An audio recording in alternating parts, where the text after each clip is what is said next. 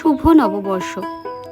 প্রত্যেককে নববর্ষের প্রীতি এবং শুভেচ্ছা জানিয়ে আমি আজকে আমার এই ভিডিওটা শুরু করছি।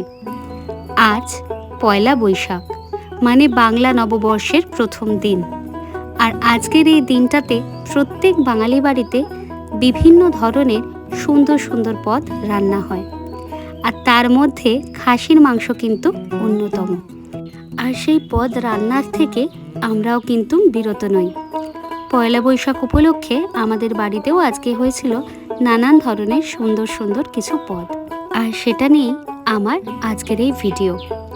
আজকে নববর্ষ উপলক্ষে মেনুতে ছিল সাদা ভাত, পটল ভাজা, আলু ভাজা, সঙ্গে ছিল শুকনো লঙ্কা ফোড়ন দিয়ে সোনামুগের ডাল, আর ছিল খুব ঝাল ঝাল করে বানানো খাসির মাংস। সঙ্গে ছিল কাঁচা আমের চাটনি আর রসগোল্লা, সঙ্গে অবশ্যই গন্ধরাজ লেবু আর নুন তো থাকবেই।